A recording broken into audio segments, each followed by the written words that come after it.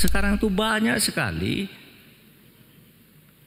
kecurangan-kecurangan dan korupsi dengan cara melanggar hukum, melanggar hak-hak rakyat.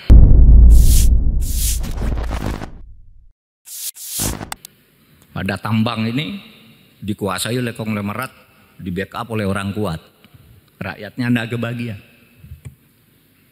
Mau dihukum, penegak hukumnya disuap dulu. Di NTT ini misalnya, yang kasus yang sangat terkenal bagi saya karena saya mendapat laporan itu. Bagaimana ada tanah milik pemerintah itu beralih ke pejabat-pejabat di salah satu kabupaten di NTT ini. Itu dulu terjadi sebelum Pak Yos jadi wagub, Pak Yos, sebelum Bapak jadi wagub.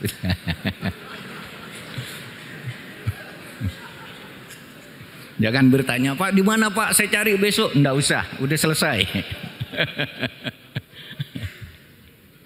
Jadi begini, tanah itu ribuan hektar milik adat diserahkan ke Pemda. Nih, Pak Bub, masyarakat adat menyerahkan ini kepada negara melalui bupati, tapi kami minta kompensasi ini. Dibayar apa gitu, lalu ada pesta adat diserahkan. Beberapa tahun kemudian tanah itu sudah beralih ke pejabat-pejabat. Kepala daerah, istrinya kepala daerah, saudaranya kepala daerah, DPRD, kejaksaan, BPN, polisi dapat dibagi. Dicuri itu tanah negara. Nah, lalu kemudian ada laporan dari masyarakat. Loh, tanah itu mana yang diserahkan oleh masyarakat ke Pemda itu? Sesudah dilihat, loh, tidak ada, tanah itu sudah terbagi ke dalam sertifikat. Ajukan ke pengadilan. Diajukan ke pengadilan. Tahu enggak? Di pengadilan itu diputus oleh hakim, itu bukan korupsi. Padahal itu tanah dari rakyat untuk pemerintah. Itu bukan korupsi. Kenapa? Kata pertimbangan hakim, karena meskipun itu sudah diserahkan ke pemerintah, itu belum dicatat di buku kekayaan pemerintah daerah. Hanya belum dicatat aja sudah dianggap bisa dibagi-bagi. Sehingga oleh hakim itu dikatakan, oh itu bukan korupsi.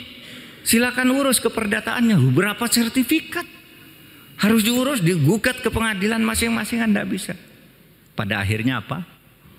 Naik di Mahkamah Agung, dibenarkan bahwa itu harus segera dikembali, bahwa itu adalah tanah pemerintah yang belum dicatat. Oleh sebab itu segera catat.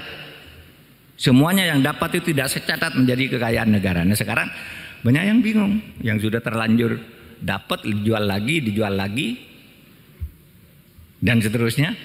Nah saudara, itu persoalan. Saya beri contoh itu karena saya sedang ada di NTT sekarang. Kalau saya ada di Kalimantan, ceritanya di Kalimantan.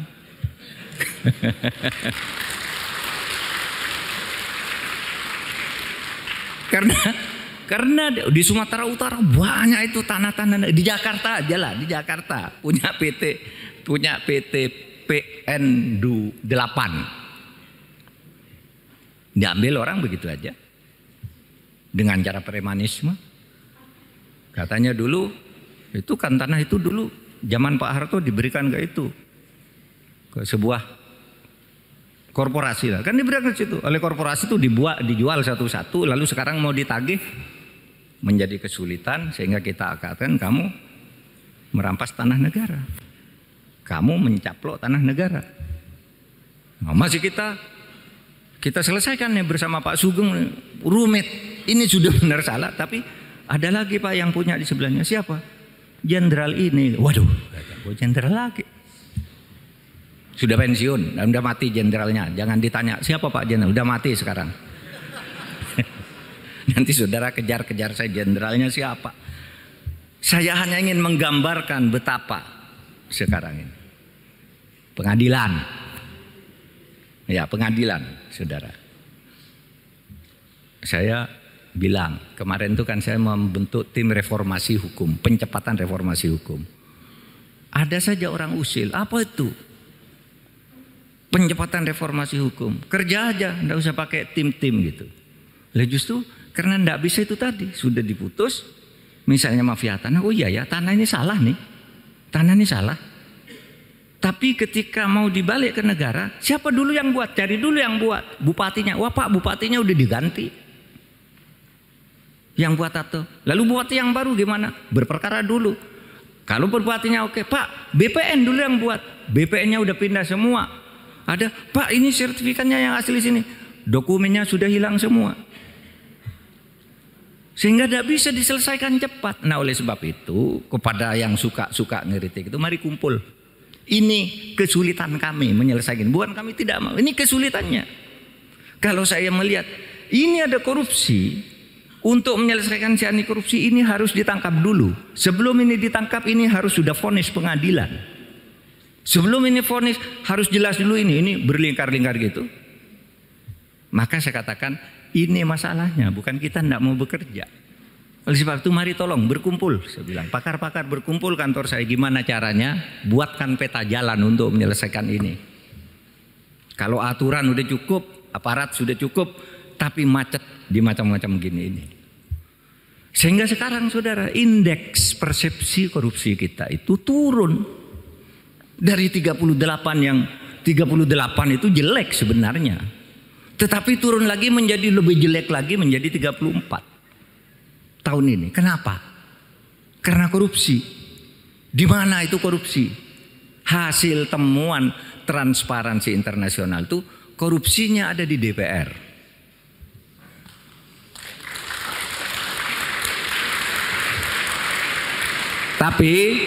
Tapi tidak termasuk Pak Parera. Jangan khawatir Pak. Kalau Bapak korupsi, saya tidak mau bersama-sama ke sini. Tapi karena Bapak bersih, sama-sama kita.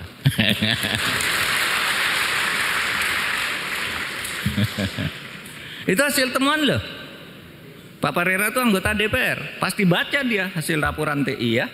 Bahwa korupsi pertama tuh di DPR. Perdagangan. Undang-undang. Pembuatan undang-undang itu pakai bayar tuh menurut hasil penelitian tuh. Ya kalau ditanya satu-satu pasti tidak ada yang ngaku. Tapi itu hasil sigi internasional. Di mana orang di luar negeri itu kalau berurusan. Ini internasional. Wah Pak, sulit di DPR harus bayar begini. Ini kasusnya gitu. Ada anggota DPR yang terlibat dalam konflik of interest. Apa? Konflik of interestnya itu. Dia menjadi anggota DPR, lalu punya kantor pengacara.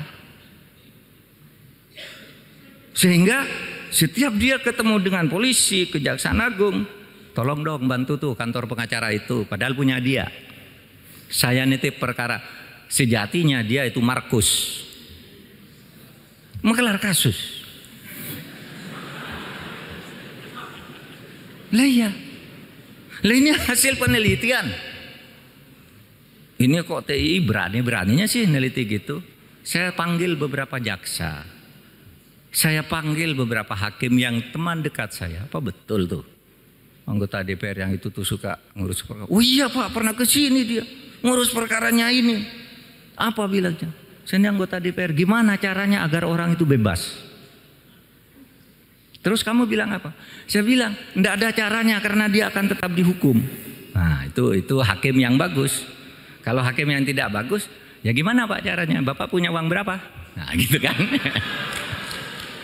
Itu hakim yang tidak bagus. Kalau hakim yang kenal saya ini bagus. Enggak ada caranya. Dia salah saya hukum. Gitu. Meskipun kamu anggota DPR, gitu. Tapi banyak yang takut ke DPR. Oh, oke Pak. Oke Pak, nanti saya bebaskan ini. Tapi nanti saya tolong ya diusulkan menjadi kepala kejaksaan negeri sana. Jadi kepala kejaksaan tinggi sana. Saya dipindah dari Papua masuk ke Jakarta. Konflik of interest di DPR dalam membuat undang-undang juga. Saudara bayangkan, undang-undang sudah jadi dipetok oleh DPR itu. Diketok oleh DPR bersama pemerintah, sudah dibacakan. Sampai ke sekretariat negara, itu ada kalimat yang hilang. Sebelum dikirim itu sudah ada yang mencoret kalimatnya. Yang kemarin bikin ribut itu. Ada dulu soal pasal tembakau yang hilang satu ayat itu. Lalu siapa yang mencontohkan? Dari sana yang buat. Lalu sesudah diketahui orangnya, sudahlah jangan ribut-ribut biar rakyat tidak resah, kembalikan lagi kalimatnya, gitu. Kembalikan lagi. Padahal itu sejatinya korupsi itu DPR. Pemerintah sama Pak, korupsi lebih banyak dari DPR korupsinya pemerintah ini. Eksekutif. Saudara tahu pencucian uang. Orang yang tidak ngerti teori pencucian uang, itu Menteri Polhukam itu bohong. Ada pencucian uang masa sampai 349 triliun. Ya namanya pencucian uang. Pencucian uang itu agregat. Bukan satu angka, tapi angka yang bergerak dan setiap gerakan ini jumlah. Dijumlah itu namanya pencucian uang. Pak Mahfud tuh omong kosong, pencucian uang ribut-ribut. Sekarang hilang dari peredaran. Enggak.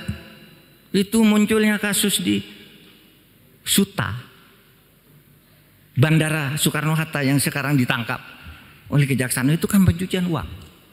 Impor emas seharusnya bayar dokumen dari luar negeri, bayar 5% dari 49 triliun 5%. Coba hitung sendiri. Sampai di Jakarta menjadi 0%. Berapa kerugian negara itu? 39 miliar. Dari itu hanya satu dokumen impor. Jadi jangan dibilang pencucian uang berhenti. Nah sekarang yang kami laporkan pencucian uang 349 triliun itu kan 300 surat. Yang tidak bisa diselesaikan sekaligus 300 satu-satu, Dok. Kalau 300 selesai itu bukan proses hukum, namanya bim salabim. Nah sekarang ini kan orang usil bilang, mana tuh Pak Mahfud yang bilang pencucian uang kok sekarang sepi-sepi aja. Satu, saudara bisa baca tulisan Pak Yusuf di harian Kompas Selasa pekan lalu. Dia menyebut benar itu ada pencucian uang 349 triliun. Siapa itu Pak Yusuf? Pak Yusuf itu adalah mantan kepala PPATK. Benar ada. Apakah ditindak? Ditindak. Sekarang ini sudah pada bergerak. KPK udah nangkap pencucian uang. Polisi juga sudah mulai meriksa. Itu karena kita bicara banyak pencucian uang. Jangan dikira itu itu kan hanya move politik aja. Enggak ada. Move politik itu fakta. Sekarang saya bicara hari ini dari TPPU, hari ini saya diperintahkan oleh Presiden tadi untuk membuat satu operasi khusus mengenai tindak pidana perdagangan orang. Paling banyak korban perdagangan orang itu di NTT. Dari bulan Januari sampai Mei, pekerja-pekerja ilegal dari NTT yang dipulangkan dalam peti-peti mayat itu 55 orang. Dari seluruh Indonesia selama 3 tahun ini, yang meninggal karena penganiayaan pencucian orang itu 1.930 orang. Bayangkan, saudara, orang dikirim ke luar negeri lalu tidak digaji, hanya disiksa. Kalau mati dilempar aja ke laut, kalau kerjanya di kapal, kalau mati di sana diserahkan, dipulangkan di mana keluarganya, dipulangkan ke NTT, paspornya keluar dari Nunukan. Berarti kan sindikat. Kok orang NTT punya paspor keluar dari sana? Gitu. Nah ini tadi Presiden perintahkan, selesaikan. Sekarang sudah mulai muncul beritanya. Ini soal-soal penegakan hukum. Karena tidak mudah kadang-kala kita lihat ada jaringan sindikat itu. Itu melibatkan banyak hal. Melibatkan pengepul, melibatkan pemerintah daerah karena memberi keterangan kependudukan, melibatkan imigrasi karena mengeluarkan paspor tanpa memvalidasi, melibatkan perhubungan karena penjagaan di kapal tidak teliti, kemudian melibatkan polisi juga karena kalau ada laporan disembunyikan, kita langkah bertindak. Kok lambat banget? Lalu Presiden manggil tadi, buat ubah struktur TPPU, ubah orangnya diubah, lalu buat satu satgas ad hoc. Saya ingin mendengar 1 bulan ini langkahnya apa ad hoc ini? Kok selama ini kok diem-diem aja, teriakan dunia internasional sampai di Labuan Bajo, pemimpin-pemimpin negara ASEAN itu berteriak tentang perdagangan manusia, TPPU ini. Ada yang merasa negaranya menjadi sasaran, ada yang menjadi negaranya menjadi tempat transit, lalu tidak bisa memvalidasi ekspor karena macam-macam. Lalu ayo Indonesia mempelopori. Saya bilang ke Presiden, Pak, ini keputusan keputusan KTT ASEAN dan Indonesia ketuanya Pak Jokowi, saya ketua pilar Porokamnya. Dan tidak ada perkembangan yang berarti. Ya udah. Saya bilang kemarin pagi tadi dipanggil semua, buat. Nah, jadi Pak Sesmen, Pak Sugeng, mana Pak Sugeng? Ada kerjaan mulai besok.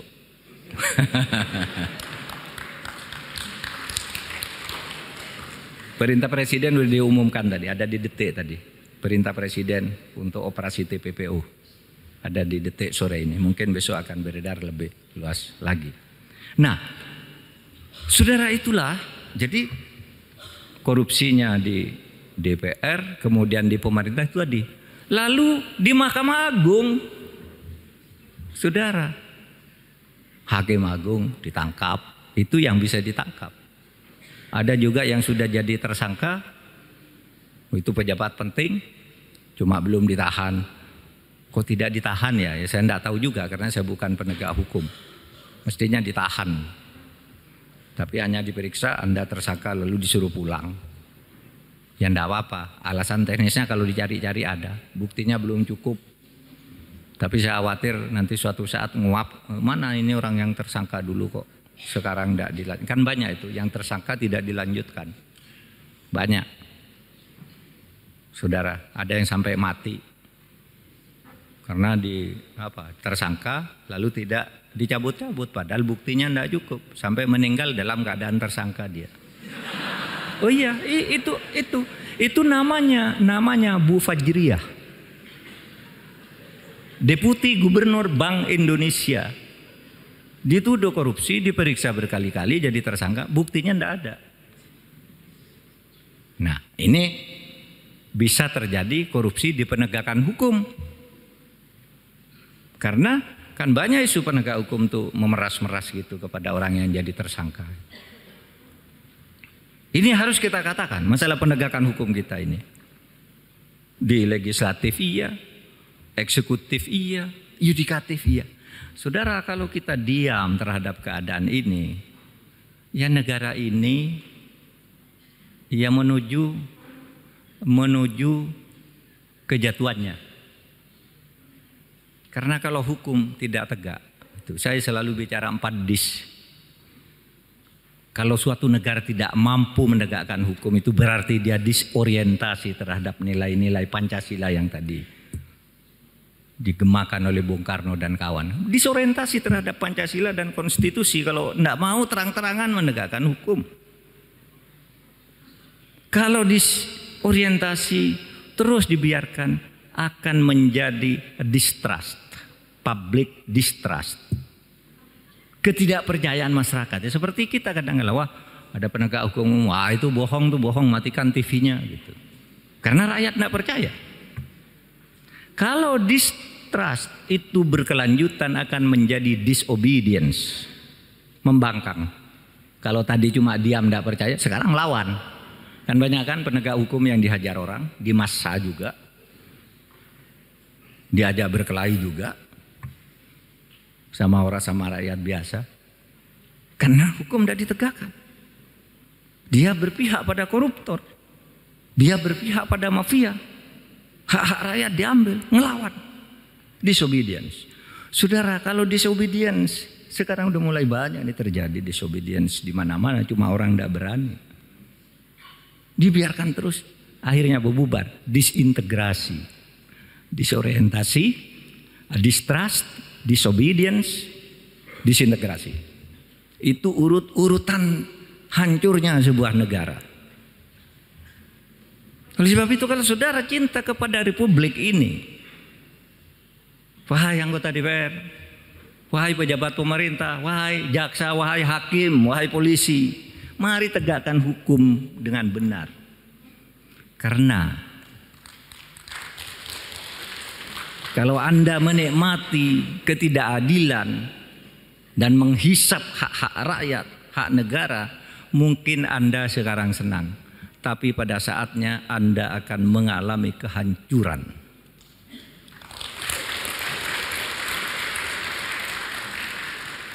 Kalau Anda selamat, tidak ketahuan sampai mati, mungkin anak Anda yang akan mendapat akibatnya nanti. Iya kan? Saudara, saya bayangkan orang hebat tahu-tahu di penjara. Anaknya apa? Anaknya dijauhi orang. Atau ada juga anaknya dikawini orang karena terlanjur cinta sebelum bapaknya di penjara. Kawin, bapaknya datang mengawinkan, tangannya diborgol. Banyak kan? Nah itulah yang di dalam hukum disebut hukuman otonom. Karena kalau jaksa, hakim, dan polisi itu menegakkan hukum heteronom. Dipaksa kalau tidak mau. Kalau tidak ketahuan, akan muncul hukuman-hukuman otonom berupa isolasi oleh masyarakat, dicomooh oleh masyarakat, anaknya mungkin terlibat narkoba, anaknya apa, dan seterusnya. Keturunan akan menerima akibatnya. Itu adalah kearifan bangsa kita mengatakan. Sehingga kemarin waktu saya dipindah ke Kominfo itu kan kok banyak ya orang korupsi sampai 8 triliun. Gila saya bilang.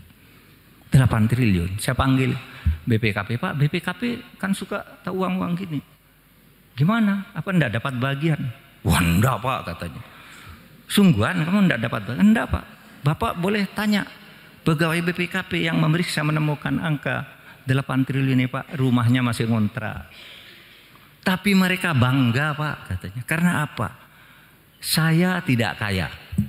Tapi karena saya jujur, Tuhan memberi anugerah kepada saya, anak saya pintar-pintar sehingga sekolah ke luar negeri, dapat beasiswa dari LPDP, dari Ford Foundation, dari mana. Saya tidak mampu membiayai. Orang koruptor itu mampu membiayai berapapun tapi anaknya tidak sekolah melainkan menjadi penjahat. Merepotkan orang tua. Itu kearifan. Kearifan kita yang masuk menjadi nilai-nilai Pancasila. Bahwa kalau Anda ingin berpancasila itu jangan takut kepada hukumnya saja, tapi takut pada nilai-nilai moral yang diajarkannya, jangan dilanggar ini.